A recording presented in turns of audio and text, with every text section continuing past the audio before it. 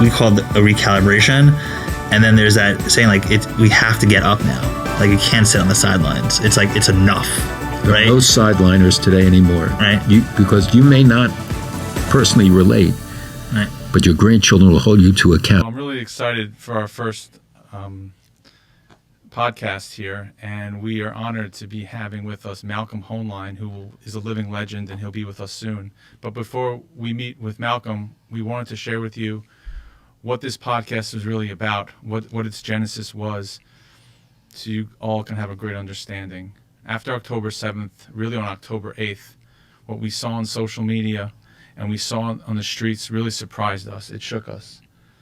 And it wasn't so much the people who acted in ways we could predict that surprised us, but rather people who acted regular, ordinary Americans, so to speak, acting in ways and doing things that surprised us.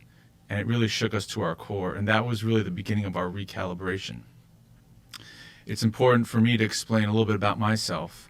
Between 1998 and 2002, I went to NYU, and that was during the Second Intifada.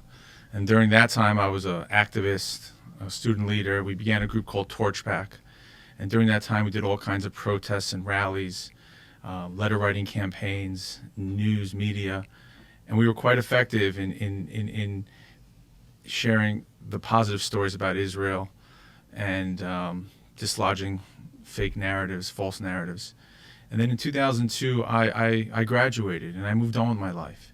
And I was in the private sector for the last 21 years, up until October 8th, when what I described happened. And I understood that I could not afford to sit on the sidelines any longer. Up until then, I had always been interested and cared a lot about Jewish causes and Israel in general. But I essentially was what they call an armchair general. Lots of opinions and thoughts, no action. And then on October 8th is when I realized that, again, I couldn't afford to sit on the sidelines, and I became recalibrated, so to speak. I understood I had to jump back into this effort. And along the way, we've met lots of people, individuals, and organizations who have reacted in similar ways, and they themselves have become recalibrated. And it's really incredible when we think about how many different startups have emerged, how many individuals suddenly feel a purpose, suddenly have a cause that they can believe in, suddenly feel a new connection to their Judaism, towards a connection to other Jewish people. And it's really a story, it's an underreported story. We've heard a lot of negativity about what's going on in the world in general, in Israel, in the West, and there's not been as much about the positive things. And nothing can take away from the tragedy of October 7th or the anti-Semitism so many people have experienced both on campuses and around the country. But it's also worth mentioning all the positive things that have come, the recalibration that has emerged. And we're excited to meet with Malcolm Hoenlein because he sits at the cross-section between many of these different efforts, and it's going to be quite interesting to hear from him. And I'm going to share with you something that Aaron and I have been working on and how our recalibration has manifested itself. After October 7th, on October 8th, we understood that so many people were being sort of miseducated on social media with false narratives. And we understood that social media is playing a massive role in shaping the minds and the hearts of all people, but specifically young people. We made an assumption that there's a minority of people who are very organized and very loud on social media, but that the whole country basically was watching, observing social media. And if we didn't create an organized way to amplify our voices on social media, we would be leaving a void for that small minority of organized people to fill the void and thereby give the impression to the rest of the country that everyone was anti-Israel. So we decided that we were going to begin something new because we didn't see it there. We wanted to fill this void. And our goal was to create a network comprised of millions of people, both Jewish and non-Jewish, to work in a coordinated way to amplify our voices on social media. And when my wife and I first conceived of this idea. We had this idea of creating social media warriors. Now, we've changed a lot of the terminology, right? But that was our initial conception. And I called my rabbi, Rabbi Fink, and I said, Rabbi, I have an idea. Can I come speak to you? And he said to me, I thought he was going to say, yeah, come next week, between Thursday, between 6 and 6:05. He didn't do that. He said, come right away. Come right now. So I jumped in my car. I ran down to the synagogue, and I was talking to him for 10 minutes. And he said, Daniel, I'm in. And Aaron, what's our favorite phrase? I'm all in. Right. So he said, I'm all in. Come speak to my synagogue now, tomorrow. I said, no, Rabbi, we have to build this now. We have to build this. And so Aaron and I have been good friends for a long time. We've been connected in many different ways. And the next phone call I made was to Aaron. I said, Aaron, we have to do something. And I didn't have to say much more. He understood also, and he's going to share some of his understandings in a moment. And so I right away called him, and we together embarked, and we've been partners in this from the beginning, on this journey to create a organization, and it's grown, and it's emerged into something that's quite interesting at this time. So we created a team made up of Rachel Azaria, former Knesset member, Brigadier General, retired Brigadier General Omer Dagan, from Israel, from the Lotem, which is the intelligence community, Sandy Cardin, and Marjan Greenblatt, Jan Kitterman, Zev Sherrill, and together, did I miss anyone? Zalmi. And Zalmi. And together we began this effort. So we began working for about 10 months together as Minds and Hearts. And 8 months ago, we came into contact with another group of people who were also recalibrated after October 7th, who were called Emissary. And after October 7th, Dave Crystal and Dave Burton decided to start Emissary, understanding the same thing that we understood. And so about 8 months ago, we met and we decided to merge and become one organization. And so with Emissary and Minds and Hearts, we became Emissary with the tagline, Inspiring Minds and Hearts to Combat Anti-Semitism. And in the last 8-9 months, we've been working together very strongly. And essentially our goal is to create a network where people can come together to amplify their voices. And with that, I'm going to turn it over to Aaron to share one or two of his stories. Sure.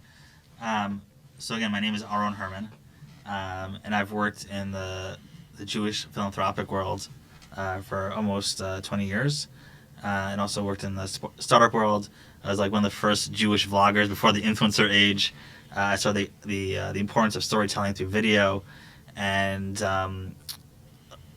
for me, October 7th was something that we kind of like knew things were difficult in the Middle East, but this trauma that October 7th had onto all of us.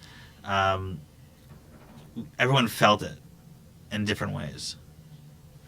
And when I say that is that I have a 5-year-old son, and it's funny when Dan and I were talking about this, I said I actually never shared this story before with anybody. So on October 7th, we were getting dribs and drabs of what was happening, and then my friend ran over to my house and told me like what was happening in Israel at the time. Actually, my sister-in-law was in Sderot at the time, and he told me that thank God she's out. And then the images, the pictures, the video, it just for someone who consumes a lot of social media, like those videos, it was like that emotion that everyone had, like this is happening. When you saw what was happening at the Nova Festival and the paragliders and all these these GoPro images, and it was just, for me, it was like it's like a sensory overload. And that night, I usually I always put my son to sleep, and I gave him an extra hug, and I felt like I need to protect him, right, because of this sensory overload. Like I was seeing all these images, and it kind of got worse as we started learning more and more what was happening. And as Dan mentioned, when he gave me the call, when him and his wife Lila had this big idea, he said social media warrior. And for me, that wasn't a new idea. It wasn't like a new term, keyboard warriors, social media warriors. But during this time, everything shifted. You know, having worked in the community and seeing how things are kind of like built and worked, and I saw that a lot of organizations also were going through their own trauma. They didn't know how to like respond. Everyone was doing their own thing. And so when we started to talk about this idea of one network, empowering people, making a difference, that was something that for me was unique. And Dan's my friend, and when Dan calls, we've had a lot of discussions over the years, some very heated about different things, with different ways of how the Jewish community should act or shouldn't act. But the passion that this man has can inspire you.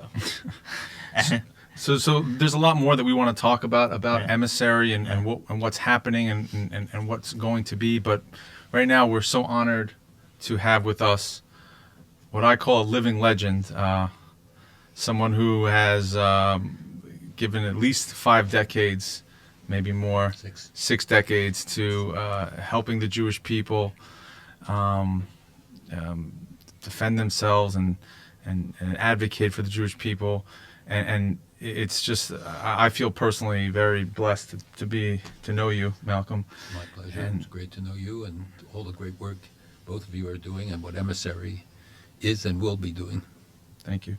So just quickly, how I met Malcolm, I came to an event and I got there early, and I'm not the type to just run up to people, but I saw there standing this man who I've been watching and listening to and reading for the last 25 years, just happened to have a minute when someone wasn't up talking to him. And I said, I have to at least introduce myself to this person. So I walked up to Malcolm and I said, Malcolm, I just want to say thank you to you for everything you've done. Yes, you did. And I was a little bit starstruck, if I might say, because I had been working on this minds and hearts thing. And I just said, I want to say thank you. And Malcolm says, who are you? What are you doing? I'm like, I'm nobody. I'm just someone who just wants to say thank you. And then at the end of the session, I said, oh, that's right. I am doing something. We're working on this thing to help the Jewish people. And so that's how we began our sort of, call it, professional relationship. And so I really want to thank you for coming. It means the world to us. Most people know who Malcolm is, but in case you don't, he was the executive vice chair for the Conference of Presidents of Major Jewish Organizations from 1986 to 2020. He was the founding executive director for the Jewish Community Relations Council, the JCRC. He was the founder for the Greater New York Conference on Soviet Jewry. He played a huge role in helping Soviet Jewry become free. He has awards. He just recently received an award. I have to read it because there's so many. The Israeli Presidential Medal of Honor just recently in Israel in 2024. Oh, fine. 2025, excuse me. The Menachem Begin Prize. He's the Private Sector Initiative Award presented by President Ronald Reagan. The American Art Man of the Millennium Tribute. He's been an advisor to many presidents. He's just an incredible living legend, as I say. So welcome. Welcome. Thank you. And it's great to be with you. And God willing, a future legend. There we go. So that leads us to our first question. So maybe you could share with us a little bit what got you started with helping to advocate for the Jewish people 6 decades ago, and also what inspires you to continue doing so? Well, it began 7 decades ago, actually, when I was very young. And honestly, the Shoah played a big role. I was born at the end of the Shoah, but my grandparents and most of our families were killed. And at a very young age, I realized that if Jews were to survive, we couldn't do it at the sufferance of others. We had to control our own fate. And that meant getting involved politically. And at the age of 10, I got involved in a Senate race in Pennsylvania, where I lived. And what did you do at 10? I'm just curious. I worked with Senator Joe Clark's campaign. And when I was 2 years later, I got into the hotel room of Adlai Stevenson, who was the Democratic candidate for president. And he was sleeping, and his sons saw me, and they took in this little kid with a yarmulke. And then Adlai Stevenson invited me to travel with him for 2 days on his campaign.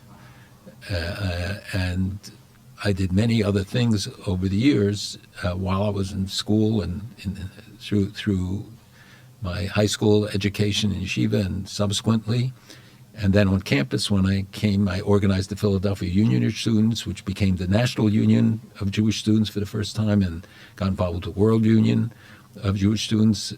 And I will tell you honestly, I can take no credit for any of the things that I accomplished, because everything happened to me, and I believe that, God gave me very few talents. I can't write, sing, dance, draw, anything. I don't play any instruments. He gave me a few talents, and thank God gave me the opportunity to be able to use them for what I cared about most. That people like you who have businesses and other things have to work on the things you care about in your spare time. I was privileged through my whole life and my whole career to do it full time. But honestly, I never looked for a job. It just, opportunities came. I'm not saying that, I had many opportunities outside of the Jewish community, but I knew what I wanted to do. And I feel that this is my expression of never again, that it's not a hollow phrase, that it's a pledge that each generation has to take anew, and that I had the opportunity I got involved in the Soviet Jewry movement from its very beginning. I went on radio in Philadelphia when I was like 17, 18, debating those who did not want to see us take an activist approach. And I worked for the Jewish community in Philadelphia while I was finishing my doctorate and working as Middle East. Like other Jewish people / organizations thought we should not take a public stance. Right. We should, and there were some who did it legitimately, and because they weren't involved. There are others who just didn't believe in Jewish activism. And we learned the lesson of what happens when Jews are not active, when Jews don't stand up to defend their own rights. Others will join us, but we have to be there first. And that was true in Soviet Jewry. We built coalitions in every sector, from black coalitions, science, doctors for Soviet Jewry, every group, but only because we were there first and we were in the streets and we were taking a responsible approach, but an activist approach to the issue. And I came to New York to meet Jacob Birnbaum, who was head of the student struggle at the time, and then I was asked to come to New York to start the Conference on Soviet Jewry in New York in 1971, after I had been arrested in Russia, where I went on a shlichut, on a mess. My wife and I. Could you share, for some people who don't know, what the issue was with Jews? Well, Soviet Jews, there were 3 million Soviet Jews who were denied their rights for 70 years under communism, denied the right to live as Jews, and our campaign was, let them live as Jews or let them leave as Jews. But the goal was actually, obviously, to get them to come to Israel and elsewhere. And these were the remnants that after World War II, when the Iron Curtain slammed down on them, they were the next victims of the Holocaust, because they were denied their rights. And Stalin obviously killed many Jews and restricted their rights. And we believed, and it was inspired by the people in Russia. We did not impose our will on them. They set the example. They hijacked the airplane. You saw Shurinsky, saw all these others, not heroic figures in and of themselves, who turned out to be heroes, and who stood up against a prison that spanned 2 continents. They turned the Iron Curtain into a Venetian blind. They made glasnost possible. They made perestroika possible by their heroism, by what they did. They broke open Russia, the Soviet Union, and made this new era possible. We still have many Jews in Russia, but they are free. Their synagogues function. Doesn't mean they don't face anti-Semitism and some difficulties, but overall the communities function and they have a full Jewish life. And thank God, almost 1 million have come to Israel and are responsible in large part for the Startup Nation phenomenon, the miracle, because they brought talents and skills to Israel. And we have a large community here in the United States. So that was one of the causes, and obviously I was privileged to play a role in the rescue of Syrian Jewry, a different place. I even met with Assad in Damascus for 3 hours. I played a role on Iranian Jewry, getting them out, and when the Iran 13 got arrested, I organized a worldwide effort, and again, thank God we got all of them out for the first time since the revolution, when every year 1 or 2 Jews were killed. We know 3 of them were marked for death and 10 for long prison terms, but thank God all of them got out. And I negotiated with some of the names that you see from the Iranian government, and many other cases like that. And there's no reward greater than that you can look back, you can make a lot of money, you can have other great successes. There's nothing greater than knowing that you saved a life, and by doing that you saved many lives, because all the generations that came after them who were able to live as Jews and to be part of the Jewish community and to live in many cases. So we have, I was privileged to then start the Conference on Soviet Jewry. I worked there for 6 years, and when they created the JCRC in New York, the last community really to be organized, but because New York was so big and all the national agencies, they didn't want the competition, but accepted the fact that it became necessary. And it was the Soviet Jewry movement that set the example for them, that we could mobilize the communities. Many of the leadership have never visited the communities in the outer boroughs. Like Brooklyn was a foreign country. Staten Island was a different planet. Right. And so the JCRC, we started with a deficit budget, but we created a really dynamic organization that brought together the local communities, the national agencies, and leadership.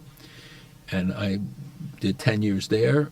Can I just say for the audience, these are established organizations that feel like they're just part of the infrastructure of American Jewry, but Malcolm actually built it. Yeah. What was a And big we part of started building also it. the Council for Secure America, which I'm very proud of, and then which is an alliance of the oil and gas industry and the Jewish community, and is today flourishing and working in many parts of the country where no Jews ever trade, like Montana, Wyoming, North Dakota, South Dakota, the oil patch. We go bring them to Israel. Their elected officials go to Israel. Many of them now are in the government, in fact. And then in 1986, I was asked to take another position to be the executive of the Federation in New York. And the same day, my predecessor at the conference died suddenly. And it was a difficult period till they did a national search and quickly offered me the position. And almost 40 years there, and then I continued to be involved in the conference, and we were responsible for many initiatives. The first ones to go to the Gulf, the first was the Mediterranean Initiative with Greece, Cyprus, and Israel. Together, we did that with Greek American leaders. The SCAN, the Secure Community Network, which I co-founded with Steve Hoffman from the federations, from the JFNA. And so there are many things that we changed the landscape, but I also worked on the premise that you should not be known by what you say you do, but what you do. So I didn't have PR people. I didn't have what I see so many have today, the ability to instantly project and get message out. I wanted the issue to be the forefront and to mobilize as many people as possible, young people in particular, to the causes that we cared about. I just want to go back to something you said, because the movements that you build, right? What's the key ingredient? Because Dan and I talk about this a lot when we're explaining what we're trying to build, right? We actually use the Russian Jewry movement as saying we want to do something similar to that, because that was the epitome of mobilization. I grew up in Riverdale, and I remember as a youngster, I was involved, with my shul, the Hebrew Institute of Riverdale, Rabbi Avi Weiss, and I remember when Natan Sharansky came, he came to Riverdale, and I sat with him, and it was like the community was behind it, but there was a moment where you had to build that movement. What was that key ingredient in building the movement? You actually answered the question, and you picked up the right word, movement. I believe that we should not create another organization. I didn't want the conference of presidents to be an organization. I wanted to be a place where all diverse views, and I expanded it from 14 members to 52 members, that everybody should look at it and say, there's somebody there who represents me. When I started the JCRC, I made a list of 30 people, very prominent people. Many of them didn't play roles in the community per se. And I said, these are the people I want to go.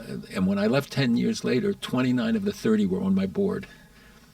But the key was to build a movement, to not to compete for institutional aggrandizement, not to compete for visibility, but to enhance the role of the individual organizations, but showing them that the collectivity is far more powerful than the individual agencies could be. Nobody today can deal with all the issues. None of us have the resources.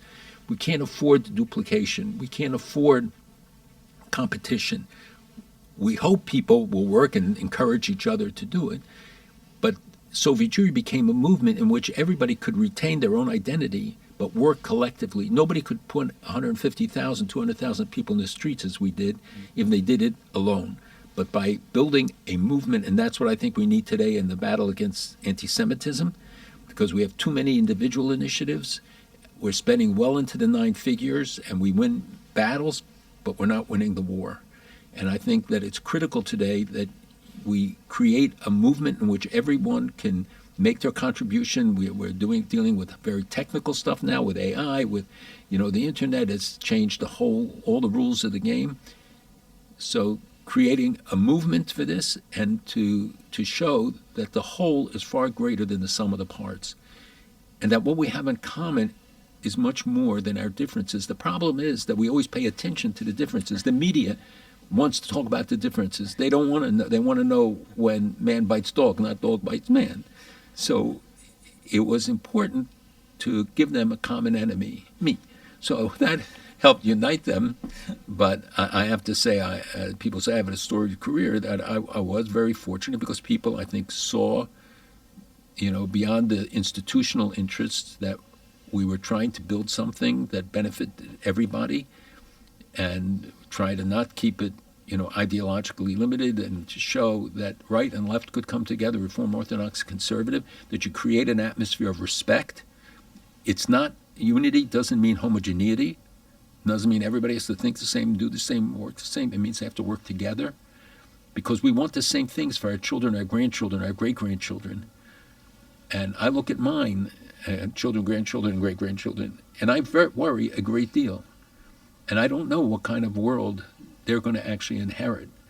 So I feel compelled now to work harder and more, even though I didn't think it was possible, because I think we're facing critical times when leadership has to get out front and say, we're going to hold people to account. We should do a doge of our institutions to check that the money is being spent properly and most effectively.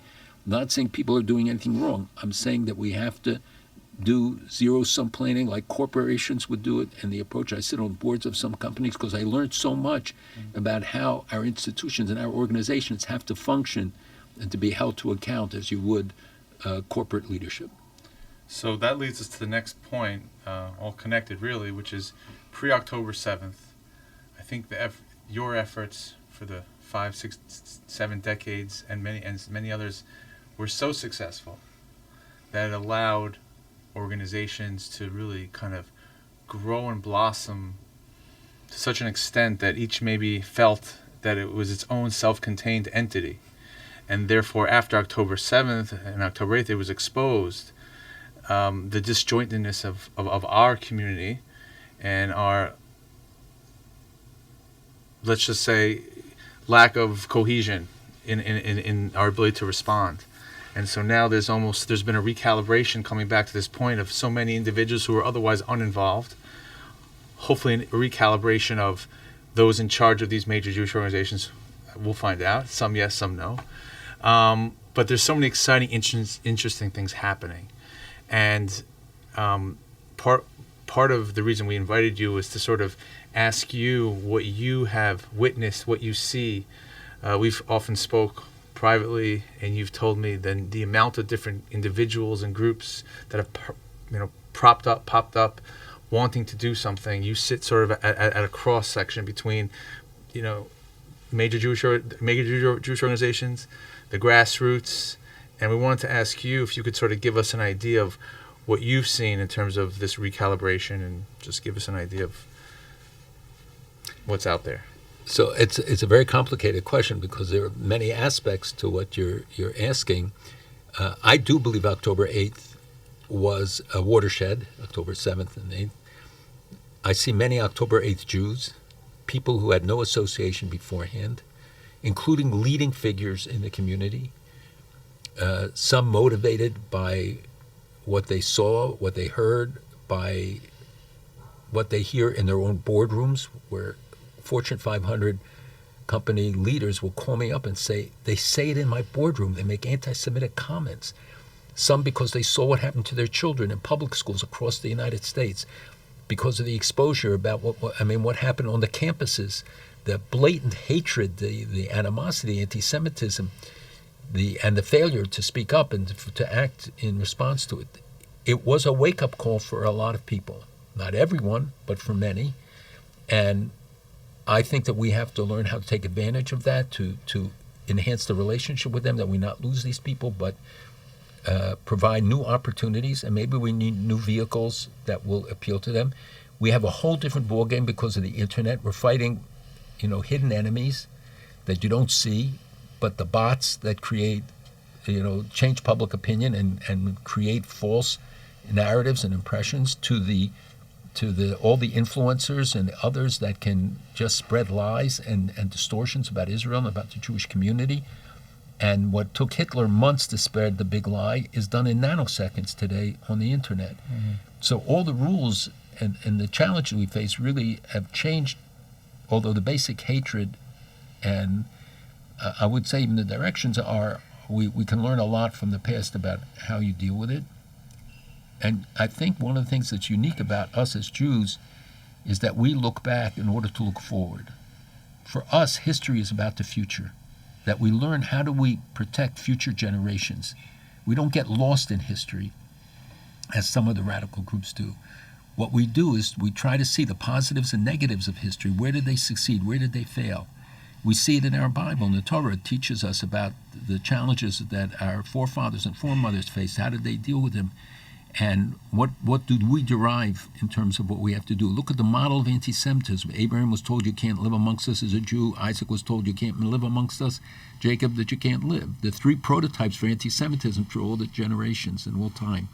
And the story of Egypt, the Pharaoh says, it doesn't say the Jews did anything wrong. He said we have to deal shrewdly with them because maybe if we are attacked, they will join our enemy. There's no sign that the Jews, and they accuses them of doing nothing wrong.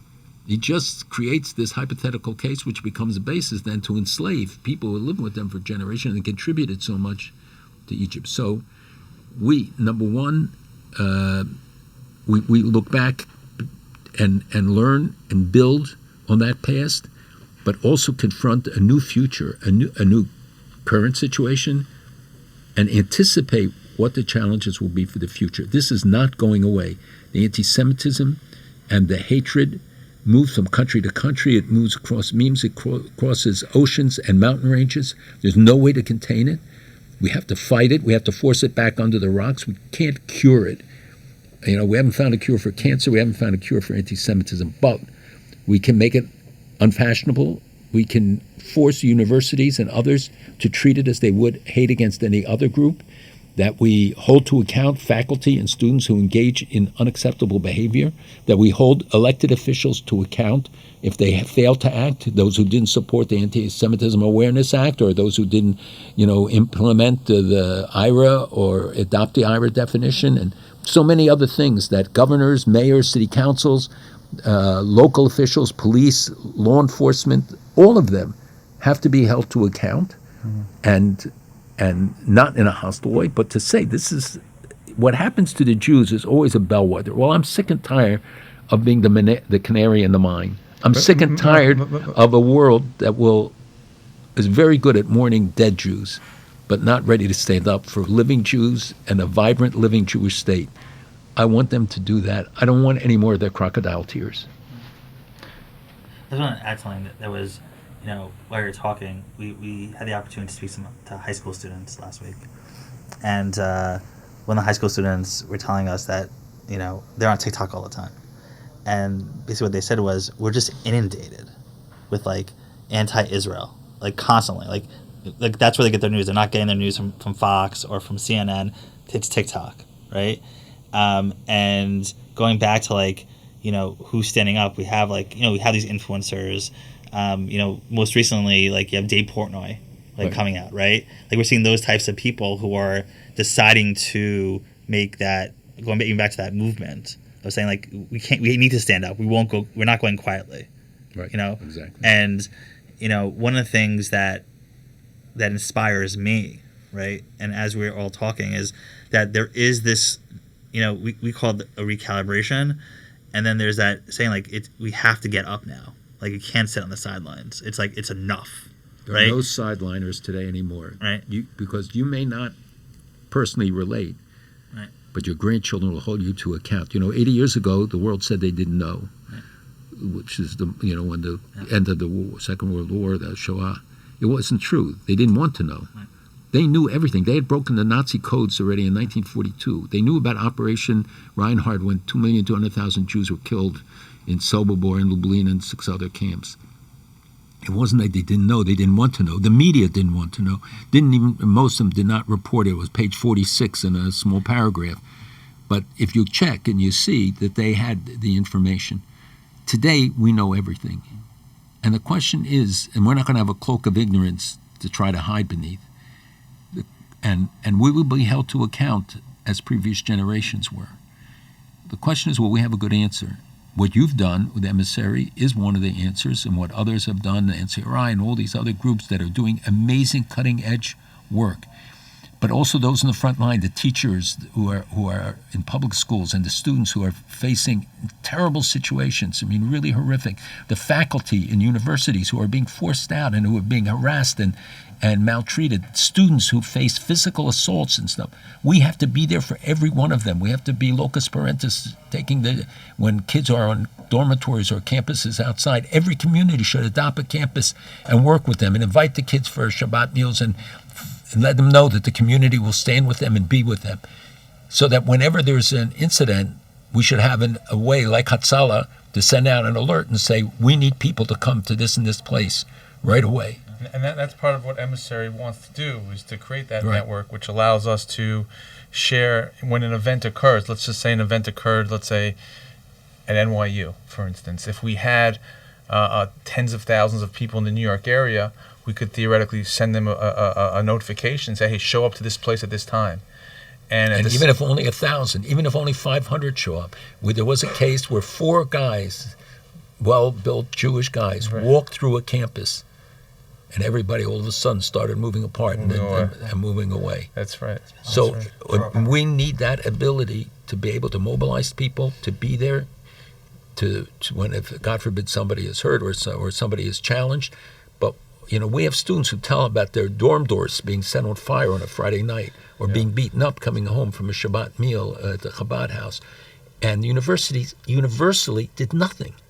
I just want to say, to be fair to this conversation, I before you got in the room, I was talking about my activity back at NYU between 98 and 2002, and, I went on to the private sector. The people who were my adversaries, today I call them my enemies because of the way they act and the things they say, but at the time, they were more like, all right, we used to go out for a beer afterwards, actually, at that time. So we were adversaries. But, what happened was I graduated, I moved on. They never moved on. They continued being active. They continued building relationships with other causes, and wherever Because they were paid. They didn't have to make a living because they received money, many of them, from the outside. Not but all, also, when you're hungry, you act. Right. When you're satiated, you're calm. And they're hungry. And so they've been acting, and there's money coming. It's a combination of many things. But my point here is they've been working for 30 years. And I'll speak of myself, just woke up to this. And many of us have just, you were already calibrated. You've been talking about this problem for many years. People like myself and others, we've just woken up to this. And so there's a lot of work for us still to do, a lot. And so But that's the hopeful side, that guys like you and many, many others, young people, are getting involved, are looking for solutions, who have much greater knowledge than I, like the internet. I'm too old to understand much of it, and AI. I understand, but I'll never be able to use it the way you and others can. That we have to get modern technologies. We have to be on the forefront. You have to be able to relate to the young people. And you, with Emissary, I know that's one of your goals, but all of us collectively have to do it. And nobody should see it as competitive. It don't diminish anybody. We enhance each other if we do that. Well, then how do we do that, Malcolm? Tell us. Because What's the secret sauce here? no, Well, because- I think you've done it. I think you have we- done we it by started. your reaching out, Yeah. going right into the schools. Nobody else is doing that, I think, certainly more limited. There are people who do it on political grounds and others to mobilize, to educate them, to be involved politically. What you're doing is even more. And one of the things that we do is to fight the curricula that exist in a lot of the public schools and the campuses. Nobody would believe it if they would read the text that actually people use. There's one system, one curriculum that 8,000 schools were using, and now it's been withdrawn. It was blatantly hostile. Blatantly. We just had an election in New Rochelle, which my older brother was very involved with. I was involved in a much smaller way. But basically, they won the school board fighting back against this curriculum, this radical curriculum of, they call it radical care. Literally, they call it radical agenda. Like they're trying to change it, a lot of things, and so The whole woke agenda and the critical race theory, all of these things that they have imposed on kids. I think people should be free to think what they want. They should be exposed to different points of view. These are not legitimate points of view.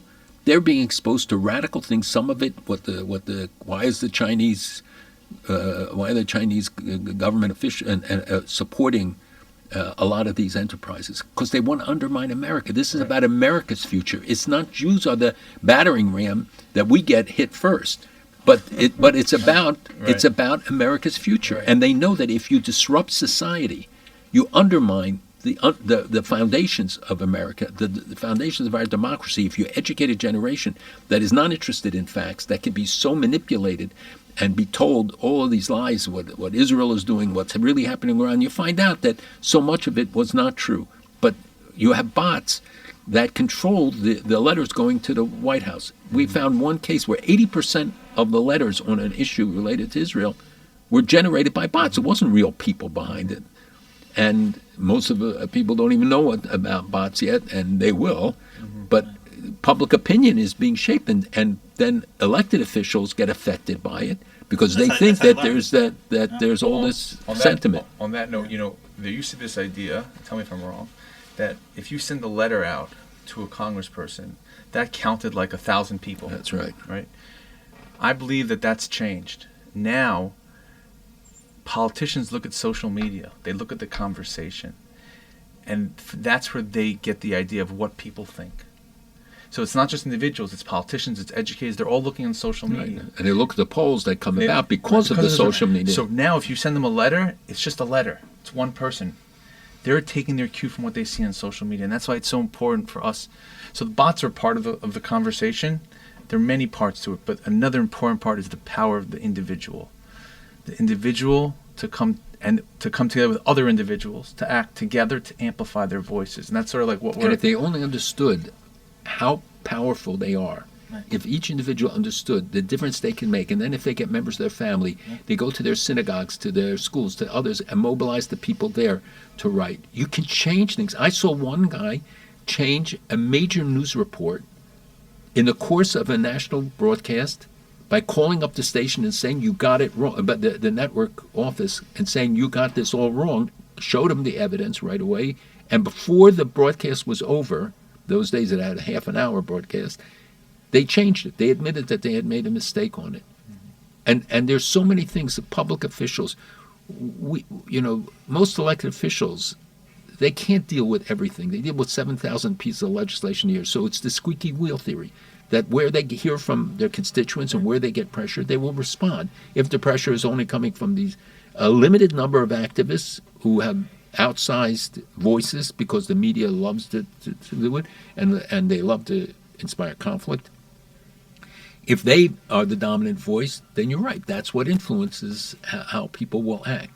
We have to see to it, and look at what they're doing in places across the United States, introducing Sharia law, trying to, they elect people as city council members. They elect people to be to be delegates to conventions. We didn't do that. And we're not doing enough of that to inspire young people to go into elected office, to get involved in campaigns. People invite the elected officials to your synagogues and say to them, "What are you doing? I don't know what the standard speech. Tell me actually, what did you do on anti-Semitism? How did you vote on these key bills? What did you do on Israel? How have you worked to bring constituents together?" And that's the power of like mobilization and all of this, right? If you can, again, create this movement of saying like your voice matters, Yeah, absolutely. each person matters. It's an important way. It's an important way to understand this whole process of if you don't speak up, then you're actually part of the problem, right? Meaning that if you feel absolutely that like you have to speak out. You know, I spoke with Zach Sage Fox recently. He's one of my heroes, the influencer. Mm-hmm. And I asked him, like, you know, like first of all, how do you do what you do? But he's like, I just want to create something and get it out there, and have a voice in it, right? And that's what's kind of like missing for like in the equation is like these individuals. If it's an 85-year-old or a high school kid, everyone makes a difference, and I think that's where the opportunity is to start fighting back in a coordinated way. But we have to let people know that they have power, and to empower them, and Correct. especially young people, Right. to give them a sense of the influence they could have, but how they have to educate themselves so they make a legitimate case and Correct. they know what they're arguing, but also how their voices can make a difference. Most people feel that they don't have the clout that they in fact do. Right. In a democracy, your voice counts. And if you want to protect that democracy, you better use your voice. And if you want to advocate for the things you care about, it's all more important because you have a lot of people on the other side, less than people think, Right. but louder than their numbers. And so we were actually surprised when we first went into like having these conversations, especially with younger people.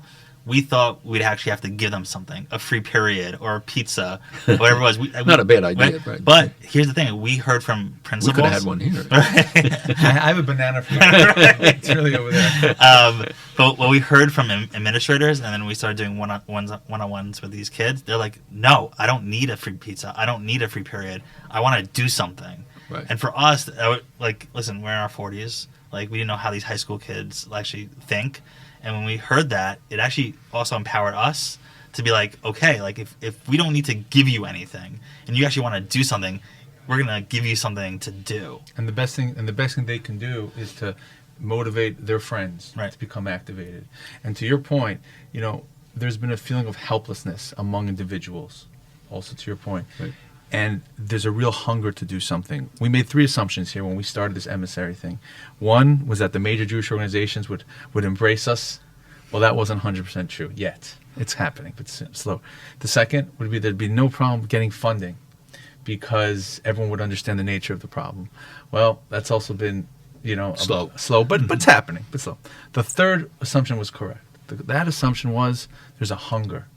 And if we speak to people and give them this tool, they're going to want it and take it. And that's so far proven to be true. We've been to communities of different kinds, synagogues, schools, 10 different schools. We're doing a pilot right now with 3 schools right now, SAR Academy, Yeshiva of Flatbush, and Westchester Hebrew High. And we're going to roll it out to another 12 schools in the fall. And the one thing in common is that people say, we're so happy this... First of all, they say, I can't believe it doesn't exist already. And then they say, we're so happy you're doing it and we want to be part of it. And so that third assumption, which is the most important assumption, that the people, they want to act. And hopefully, you know, with this, we can really have an impact. And so... Yeah, so I just want to close this out for like your final thoughts. In your vantage point now, in the next 6 to 12 months, where do you see sort of the ecosystem in how we can fight anti-Semitism, anti-Israel in a more effective manner? What do you see, like, sort of in this large scope that you have? Yeah, predictions are very difficult, especially about the future, and sometimes we don't even know the past correctly. Look, we're in a very dynamic time. We have global challenges and domestic challenges. I think we have to take advantage of some of the things that have happened, the focus on the universities, holding the leadership to account, to go into in each city, into the public school systems, to have mayors who say the right things at times, but don't act by appointing chancellors of the board or heads of the boards of education or members of the boards of education, members of university boards, especially state and public universities. There are so many opportunities for people to get involved and serve, and you know, the challenges that we see today are only going to be magnified because we see that our opposition and those who are trying to spread the lies and the distortions and misrepresentations have an increasing platform because of their manipulation, because the press doesn't check things. There are no more reporters. There aren't, they're diminished so much. The news coverage is diminished so much. And you have such a variety of sources on the internet and there, as you said, kids are flooded then on the sites they go, TikTok and even Twitter and other things. So we have to be in all of those places to make sure that they get the right information. I'm hopeful that the war in Gaza and stuff will come to a close at some point. I hope that we will confront and deal with the core problem of Iran, which is behind so many of the other challenges. There are hopeful signs and there are challenging signs on the horizon right now with other countries in the region. But the Abraham Accords have sustained. I believe that the people will rally to it when they see the benefit. I believe that we can expand it greatly. But most of all, here at home, we have to go roll up our sleeves, get our hands dirty sometimes, going after public officials in responsible and respectful ways, get them to understand the nature of the challenges that we confront and why it's in their interest and why it's in interest of all the communities, why minority communities and others have to understand that these kind of challenges are going to affect them as well. And it's going to affect the majority society. And if we want our cities to function, if we want our society to function, our country to function, we have to deal with those who are trying to uproot it and challenge democratic principles, who are trying to introduce in the curricula of schools things that will turn our kids into progenitors of hate and distortions. Society cannot function on those grounds, and those who are doing it want to see America fail. They want to see us pitted against one another. So I think in the coming months, the challenges will be as great as they are. I think more and more people will come to realize that they can play a constructive role, and the success of Emissary and many of the other initiatives that are going on and working together, getting the message to people, getting them involved, finding ways that each in their own way. You can't tell somebody what to do. That has to come from within them. We can give them the opportunities for them to get involved. And not everybody should be expected to believe the same, and we don't write off people because they believe differently unless they profess views that are harmful and evil and project this evil that we see in so many places on our campuses and in our high schools. We have to hold elected officials to account beyond just the platitudes. We have to hold those who are responsible for educational systems, et cetera, throughout all aspects of society. It's commercial, it's political, it's the academic world, it's the entertainment world. When you have all these entertainers who have so much influence over young people saying hateful and bigoted things, they have to be held to account. And I think more and more people are getting it. God willing, more will. Your success, the success of all these efforts, are vital for people who want to see a better future in America. Thank you so much. Thank you. My Thank pleasure. you for coming. Appreciate it. I should mention our app is called Emissary 4, the number 4 all. If you want to download the app and be part of this movement, you should definitely consider doing that. And Malcolm, thank you again so much. My pleasure. We really appreciate It's it. good to be with both Thank of you you. so much. And thank you for what you're doing. And God willing, you'll have great success. Thank you. So this was our first episode, Yeah. and it Pretty was good. amazing. Pretty good. A lot of fun. Yeah. Special thanks to Donnie Zoldan, Yep. who really helped us put this together. And Pat. And Pat, thank you, Pat. And this is the beginning. Yeah. This is the beginning of something amazing. And I like to say, we need to take moments, and this is a moment for us. Just a moment. And we're going to share more about Emissary, and we're going to share more about different groups and organizations and what's happening and the positive stories as we move into the future. And so this is just the first, and we look forward to seeing you guys again soon. And to download the Emissary app, you can go to your Google or Apple store and type in Emissary, number 4, all, and become part of this movement. Thank you. Thank you.